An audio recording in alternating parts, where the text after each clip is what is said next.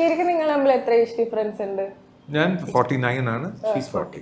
ആ ഇത് നമ്മളെ മറ്റേ നെസ്രി ഫാസിലൊക്കെ പറയുമ്പോ അവര് തമ്മിൽ കൊറേ ഏജ് ഡിഫറൻസ് ഉണ്ട്. അങ്ങനെയൊന്നും പറയരുത്, അവർക്ക് മുടി അത് പറയരുത്, ഒരിക്കലും പറയരുത്. താടിയില്ല. മുടി അല്ല ഞാൻ പറയുന്നത് അവര് രണ്ടുപേരും തമ്മിൽ അത്ര ഏജ് ഡിഫറൻസ് ഉണ്ട്. ഇപ്പൊ ഒരുപാട് കപ്പിൾസിനെ നോക്കുകയാണെങ്കിൽ ഈ ലേഡീസ് കുറച്ചുകൂടി ഏജ് ആയിട്ട് വരുന്ന ആളുകളുണ്ട്. ഇപ്പൊ ധനുഷിന്റെയും ഐശ്വര്യന്റെ ഒക്കെ അവർ ഡിവോഴ്സ്ഡ് ആയി, പക്ഷെ മുന്നേ അങ്ങനെയൊക്കെയല്ല. സച്ചിൻ ടെണ്ടുൽക്കറിന്റെ പറയാം. അപ്പൊ നിങ്ങൾ തമ്മിൽ ആകെ ഇത്ര ഏജ് ഡിഫറൻസ് മാത്രമേ ഉള്ളൂ. ഞങ്ങൾക്ക് പ്രശ്നമില്ലായിരുന്നു. പ്രശ്നമുള്ളത് അവരോട് പറയും. ഞങ്ങൾക്ക് പ്രശ്നമില്ല. നിങ്ങളുടെ ഒരു മാരേജിന്റെ സമയത്ത് നിങ്ങൾ അറിഞ്ഞോ അറിയാതെയോ കൊണ്ടുവന്ന ഒരു മെസ്സേജ് ഉണ്ടായിരുന്നു. അതായത് ഈ ഡിവോഴ്സ് ആയതിനു ശേഷം വീണ്ടും ഒരു സെക്കൻഡ് ചാൻസസ് എവിടെയാ ഇല്ലാത്ത? ലീഗലി ആർക്കും സെപ്പറേറ്റഡ് ആയിട്ട് സിംഗിൾ ഇൻഡിവിജ്വൽ ആയിട്ട് ഇരിക്കുന്ന ആർക്കും കല്യാണം കഴിക്കാവുന്ന ലോ. പക്ഷേ ഈ ഡിവോഴ്സ് ആയിട്ടുള്ള ആളുകൾക്ക് വീണ്ടും ഒരു പുതിയ ലൈഫ് ചൂസ് ചെയ്യാൻ പേടിയുള്ള ആളുകൾ ഉണ്ടാവും. ശരി, അല്ല ഞാൻ ചോദിക്കട്ടെ, അപ്പൊ അങ്ങനെയുള്ള ആൾക്കാര് ആരും അറിയാതെ ഒളിസേവ നടത്തി രാത്രി ഒരാളുടെ വീട്ടിൽ കയറി പോവാണ് വേണ്ടത്? അല്ല. അപ്പൊ കല്യാണം കഴിച്ച് ഭാര്യയായിട്ട് വീട്ടിൽ കൊണ്ടുവരല്ലേ വേണ്ടത്? അത്രയല്ലേ ഞാൻ ചെയ്തുള്ളൂ. അതെ, ഞാൻ പറയുന്നത് നിങ്ങൾ അറിഞ്ഞോ അറിയാതെ അങ്ങനത്തെ ഒരു ഗുഡ് മെസ്സേജ് കൊടുത്തിട്ടുണ്ട്. അത് ഗുഡാണെന്ന് അവർക്ക് തോന്നുന്നില്ല. കാരണം അവർക്ക് പോളിസേവയ്ക്ക് പോകാൻ പറ്റുന്നില്ല. അവരുടെ ലേഡി പാർട്ട്നേഴ്സ് മേ ബി പറയുന്നുണ്ടാവും, എന്നെ കല്യാണം കഴിക്കുന്നത് ആ കളവൻ കല്യാണം കഴിച്ച കണ്ടില്ലേ, ആ മുതുക്കനെ പോലെ നീയും കല്യാണം കഴിക്കുന്ന കാര്യം പറഞ്ഞു കഴിഞ്ഞാൽ അവർക്ക് കഷ്ടമല്ലേ? അങ്ങനെയല്ല ഞാൻ ഉദ്ദേശിച്ചതെന്ന് വെച്ചാൽ. അല്ലല്ല, I M saying that's A possibility. അപ്പൊ മേ ബി അവർക്ക് അങ്ങനെയുള്ള ചാൻസ് പോയതിന്റെയോ അല്ലെങ്കിൽ സ്പെസിഫിക് ആയിട്ട് നോക്കിക്കഴിഞ്ഞാൽ ഇപ്പോൾ കുഞ്ഞുമോളുടെ ഇതിലേക്ക് ഇങ്ങനെ ചീത്ത കമന്റ് എഴുതുന്ന ആൾക്കാർ ഒരു പോസ്റ്റ് പോലും ഇല്ലാതെ 2-3 ഫോളോവേഴ്സിനെ തട്ടിക്കൂട്ടി ഫേക്ക് ഐഡിയ ഉണ്ടാക്കി അങ്ങനെ ഒരു കള്ള പടം വെച്ചിട്ട് വിജയിന്റെയും ഫഹദ് ഫാസിലിന്റെ ഒക്കെ പടം വെച്ചിട്ട്, അപ്പൊ അവരൊക്കെ ഞങ്ങൾക്ക് വന്ന് കമന്റ് ചെയ്യുന്നതൊന്നും ഞങ്ങൾക്ക് മനസ്സിലാവില്ല, കണ്ടറിയാൻ ഫേക്ക് ഐഡിയ ആണ്.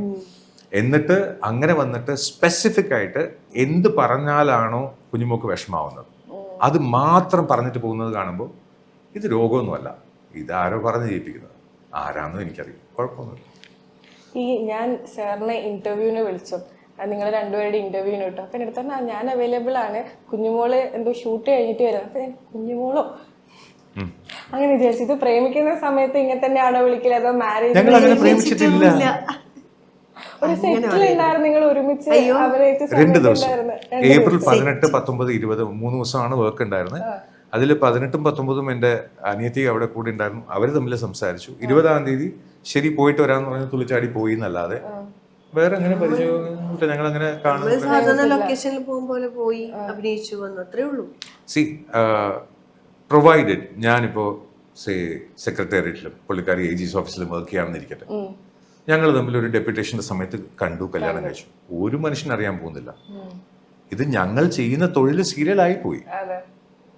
എന്റെ വൺ ഓഫ് മൈ വർക്ക് സീരിയലായി പോയി. അതെന്താ തെറ്റ്? ഞാൻ സീരിയൽ അഭിനയിക്കുന്നതെന്ന് പറഞ്ഞു കഴിഞ്ഞാൽ അതെൻ്റെ ഒരു പാഷനായിട്ട് ഞാൻ ചെയ്യുന്ന ഒരു കാര്യമാണ്. അത് മാത്രമല്ല ചെയ്യുന്നത്, അത് സെറ്റിലും എല്ലാവർക്കും അറിയാം.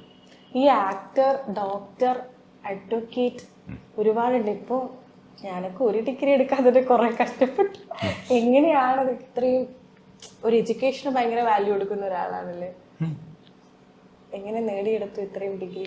നേടിയെടുക്കാന്ന് പറഞ്ഞാൽ വേറെ അതിന് കുറുക്ക് വഴിയൊന്നുമില്ല. അതായത് മറ്റേ കൽക്കട്ടയിൽ ഇന്നൊരു ഫോൺ നമ്പറിൽ വിളിച്ച് 500 രൂപ അയച്ച് ഞാൻ ഡിഗ്രി സർട്ടിഫിക്കറ്റ് കിട്ടും ഞാൻ പറയില്ല.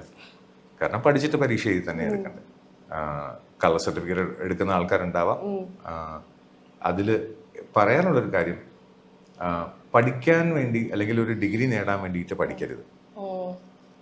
എനിക്ക് ഇംപ്രൂവ് ആവണം, എനിക്ക് എൻ്റെ ലൈഫ് നന്നാക്കണം എന്ന ആഗ്രഹത്തിൽ ഇനീഷ്യലി എഞ്ചിനീയറിങ് കഴിഞ്ഞ സമയത്ത് എൻ്റെ എലക്ടീവ് സബ്ജക്റ്റ് എയർ പൊല്യൂഷൻ ആയിരുന്നു. അപ്പോൾ അതിൽ പോസ്റ്റ് ഗ്രാഡ് ഡിപ്ലോമ കോളേജിൽ പഠിക്കുമ്പോൾ തന്നെ ചെയ്തു തുടങ്ങി. ഞാൻ ഡിഗ്രി കഴിഞ്ഞ് പുറത്ത് വന്ന സമയത്ത് I also have a PGDEPM, അതായത് post grad diploma in environmental protection management, chartered എൻവയറമെന്റലിസ്റ്റ് ആയിട്ട് രജിസ്റ്റർ ചെയ്തു. അപ്പോൾ അതിൽ വർക്ക് ചെയ്യാൻ പറ്റില്ല എന്നറിയുമ്പോൾ നമ്മൾ അടുത്ത ഓപ്ഷൻ നോക്കണ്ടേ. അങ്ങനെ കമ്പ്യൂട്ടർ സെയിൽസ് ആൻഡ് മാർക്കറ്റിംഗിൽ ഇരുന്ന് ഞാൻ പീപ്പിൾ സോഫ്റ്റും ഓറക്കിൾ VB പ്രോഗ്രാമിംഗും പഠിച്ച് വെബ് ഡിസൈനിങ്ങും അത് എൻ്റെ ഇൻട്രസ്റ്റ് ആയിട്ട് കുറച്ച് കാലം ഞാൻ വെച്ചു. പക്ഷെ അതല്ല എൻ്റെ പാഷൻ എന്നറിയുമ്പോൾ പിന്നെ ഞാൻ അത് വെച്ചുകൊണ്ടിരിക്കണം. അപ്പോൾ പിന്നെയും ഫെർദർ സ്റ്റഡീസ് എന്നുള്ള ആ ഒരു എന്താണ് അടുത്തത് പഠിക്കേണ്ടത് എന്നുള്ളത് പിന്നെ വന്നത് മീഡിയയിൽ കുറച്ചു കാലം വർക്ക് ചെയ്ത ശേഷമാണ് ഞാൻ റീസ്റ്റാർട്ടഡ് മൈ സ്റ്റഡീസ്. അങ്ങനെ MSc അപ്ലൈഡ് സൈക്കോളജി അപ്ലൈ ചെയ്തു, അങ്ങനെ പഠിച്ചു, പാസ്സായി. അപ്പോൾ അതിലെന്തെങ്കിലും സ്പെഷ്യലൈസ് ചെയ്യണം എന്ന് പറഞ്ഞിട്ട് ഹിപ്നോതെറാപ്പിയും ഇമോഷണൽ ഇൻ്റലിജൻസും NLPയും TA അതൊക്കെ ഇങ്ങനെ പഠിച്ചു വന്നു കഴിഞ്ഞപ്പം ഹിപ്നോതെറാപ്പിയാണ് എൻ്റെ ഫീൽഡ് ഓഫ് ഇൻട്രസ്റ്റ് എന്ന് മനസ്സിലായി. അപ്പോൾ അതിൽ സ്പെഷ്യലൈസ് ചെയ്യാൻ ആന്റണി ആൻഡ് ഫ്രെഡി ജാക്വൻ്റെ അടുത്ത് പഠിച്ചു. അപ്പോൾ ഇതിനിടയ്ക്ക് സിനിമ എൻ്റെ ആഗ്രഹമായത് കാരണം ഡിജിറ്റൽ ഫിൽം മേക്കിംഗ് പഠിച്ചിരുന്നു. അപ്പം ഇങ്ങനെ ആഗ്രഹം അനുസരിച്ച് പഠിച്ചു എന്നല്ലാതെ എനിക്ക് ഇത്ര ഡിഗ്രി ഉണ്ടെങ്കിൽ മാത്രമേ എനിക്ക് ജീവിക്കാൻ പറ്റുള്ളൂ അങ്ങനെയൊന്നുമില്ല. ഇപ്പോഴും ഞാൻ പറയുന്നു, എൻ്റെ സെറ്റിൽ ഞാൻ SSLC പാസ്സായ ഒരാളുടെ അത്രയും പോലും അവർ വില കൽപ്പിക്കുന്നുണ്ടോ എന്ന് ചോദിച്ചു കഴിഞ്ഞാൽ ഞാൻ എൻ്റെ ഡിഗ്രി സർട്ടിഫിക്കറ്റ് ഒന്നും കാണിച്ചിട്ടില്ല. അവിടെ ഞാൻ അഡ്വക്കേറ്റാണ്, ഡോക്ടറാണെന്ന് പറഞ്ഞാൽ പോയിട്ട് വന്ന് പറയും. കാരണം അവിടെ ആര് എങ്ങനെ വർക്ക് ചെയ്യുന്നു, അവരാരെ എന്താ എഡ്യൂക്കേഷൻ ക്വാളിഫിക്കേഷൻ ഒന്നും അങ്ങോട്ടും ഇങ്ങോട്ടും ചോദിക്കാറില്ല. ഞാൻ അവിടെ മുത്തശ്ശനാണ്, ആ ക്യാരക്ടറാണ് ഞാൻ, അത്രേ ഉള്ളൂ, അതിൽ കൂടുതലൊന്നുമില്ല. ചേച്ചിക്ക് എങ്ങനെയാണ് ക്രിസ്റ്റായിട്ടൊരു വിദ്യ വളരെ സമ്പന്നനായിട്ടുള്ള അല്ല, അവിടെയാണ് ഏറ്റവും വലിയൊരു പേടി ഉണ്ടാവും. നാട്ടുകാർ പറഞ്ഞ് പേടിപ്പിക്കുന്നതാണ് ഈ കമന്റ് ചെയ്യുന്ന ആൾക്കാരുടെ അടുത്ത് പറയാൻ. അയാളുടെ അത്രയും ബുദ്ധിയില്ല. എനിക്ക് ബുദ്ധി സാമാന്യ ബുദ്ധിയുള്ളൂ. ഞാനൊരു ക്ലാസ് ടോപ്പറോ ഒന്നുമല്ല, ഞാനൊരു ആവറേജ് സ്റ്റുഡൻറ്റാണ്. പറഞ്ഞ് കുഞ്ഞുമോളുടെ മനസ്സിനകത്തേക്ക് കുഞ്ഞുമോൾക്ക് വിദ്യാഭ്യാസമില്ല, ഇവരുടെ ഈ അഭ്യാസവും വിദ്യാഭ്യാസവും തമ്മിൽ ഒരു ബന്ധവുമില്ല. ഒരുപാട് പേര് കമന്റ്സിൽ പറയുന്നത് കേട്ടോ, അതായത് ചേച്ചി ഇങ്ങനെ നോർമലി നമ്മളെ കണ്ണൂർ ഭാഷയിൽ ഇങ്ങനെ സംസാരിക്കുന്നു, ചേട്ടനാണെങ്കിൽ ഭയങ്കര പോളിഷ്ഡ് ആയിട്ടുള്ള രീതിയിൽ സംസാരിക്കുന്നു, ഇവര് തമ്മിൽ ഒത്തുപോകോ, ആ രീതിയിലൊക്കെയുള്ള കമന്റ്സ്. അല്ല, ഞാൻ തറയായിട്ട് സംസാരിക്കട്ടെ, മതിയോ? അല്ല, കുഞ്ഞുമോള് സംസാരിക്കുന്ന കളി ചിരി കണ്ണൂരിന്റെ നല്ല ഭാഷയെക്കാളും മോശമായിട്ട് തിരുവനന്തപുരത്ത് ഒരു തറ ഭാഷയുണ്ട്. ഞാൻ പഠിച്ചത് എഞ്ചിനീയറിംഗ് കോളേജിലും ആർട്സ് കോളേജിലും അവിടെ ട്രിവാൻഡ്രത്ത് തന്നെയാണ് ഞാൻ കുറേ കാലം പഠിച്ചത്. എന്തായാലും കൂടെ വർക്ക് ചെയ്ത ആൾക്കാരൊക്കെ വെച്ച് നോക്കുമ്പോൾ എൻ്റെ ലാംഗ്വേജ് അത്ര നല്ലതൊന്നും അല്ല. ആർക്കാണ് നിങ്ങൾക്ക് ആദ്യമായിട്ടൊരു ഇഷ്ടം തോന്നുന്നത്? ഞാൻ വിചാരിച്ചത് എന്താണെന്നറിയോ, നിങ്ങൾ സീരിയൽ സെറ്റിൽ കണ്ട് ഇഷ്ടപ്പെട്ട് പിന്നീട് കല്യാണം കഴിച്ചതെന്നാണ് വിചാരിച്ചത്. അങ്ങനെയല്ല, അറേഞ്ച് മാരേജ് പോലെയായിരുന്നു. എൻ്റെ അനിയത്തി അറിയിച്ചു. എന്നാലും നമുക്ക് കാണുമ്പോ ഇങ്ങനെ ഉണ്ടാവില്ലേ, പുള്ളി കൊള്ളാം, ആ ഒരു രീതിയിലൊക്കെ ഇങ്ങനെ തോന്നി. എന്നെ കണ്ട് കൊള്ളാന്ന് പറയുന്ന ആൾക്കാരുടെ കണ്ണിന് എന്തോ തിമിരോ എന്തോ പ്രശ്നമാണ്. അപ്പൊ എനിക്ക് തിമിരുണ്ട്. അല്ല, നീ കൊള്ളാന്നല്ലോ പറയുന്നത്, നീ ഓക്കെ അല്ലേ പറയുന്നത് കല്യാണത്തിന്? അപ്പൊ എനിക്ക് തിമിരുണ്ടല്ലോ. അപ്പൊ പിന്നെ അതിനാണ് കണ്ണാടി വാങ്ങിച്ചത്. ചേച്ചിക്ക് തോന്നിയിരുന്നു ആദ്യം ഇഷ്ടം തോന്നിയിരുന്നോ? എനിക്ക് പേടിയായിരുന്നു, സംസാരിക്കാൻ പേടിയായിരുന്നു. ചേട്ടന് എന്താ തോന്നിയത്? ഒരു ക്യൂട്ട് കുട്ടി, വേവ് കുറഞ്ഞൊരു സാധനം അങ്ങോട്ടും ഇങ്ങോട്ടും ഓടുന്നു. അല്ല, സെറ്റിൽ വന്നപ്പോ ആ ക്യാരക്ടർ ചെയ്യാൻ ആദ്യമായിട്ട് വന്ന. അപ്പൊ ഞാൻ പൊതുവെ അങ്ങനെ അന്ന് സംസാരിക്കൊന്നും ചെയ്യില്ല. ആദ്യത്തെ ദിവസം സംസാരിച്ചേയില്ല. ഞാൻ ഫ്രണ്ടിലിരിക്കായിരുന്നു, ഒരാളിങ്ങനെ തുറച്ചു നോക്കിയിട്ട് അങ്ങ് പോയി. ഇപ്പോഴും ആ തുറച്ചു അങ്ങോട്ട് മാറിയിട്ടൊന്നുമില്ല. എപ്പോഴും ഇടയ്ക്കിടയ്ക്ക് ഇങ്ങനെ ഒന്ന് തുറച്ചു നോക്കിയിട്ടൊക്കെ പോകും. അതെന്താ അതിന്റെ അർത്ഥം എന്നുള്ളത് അതെന്താന്നുള്ളത് എനിക്കറിയില്ല. അതിന്റെ അർത്ഥം ചിലപ്പോൾ കണ്ണൂരിലുള്ള നിങ്ങൾക്ക് മനസ്സിലാവുമായിരിക്കും. കുറച്ച് തുറച്ചുനോട്ട് കൂടുതലല്ലേ നമ്മൾ സംസാരിക്കുമ്പോ ഈ നെറ്റി ചൊളിക്കൂലേ, അതായിട്ടും പറയുന്നു. അത് പണ്ടേ ഉള്ളതാ, അതിന് മാറ്റാനും പറ്റില്ല.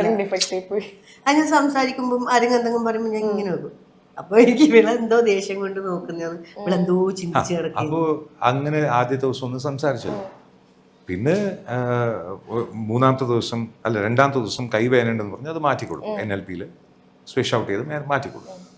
അത് കഴിഞ്ഞ് അടുത്ത ദിവസം അനിയത്തി ഇല്ലാത്തപ്പോൾ നോക്കിക്കോണേന്ന് പറഞ്ഞുകൊണ്ട് എന്നെ ഒന്ന് നോക്കി. ഇത് ഒരിക്കൽ ഭോപ്പാൽ പോകുന്ന സമയത്ത് ട്രെയിനിൽ ഒരു അങ്കിൾ ഓപ്പോസിറ്റ് സൈഡിൽ ഇരിപ്പുണ്ടായിരുന്നു.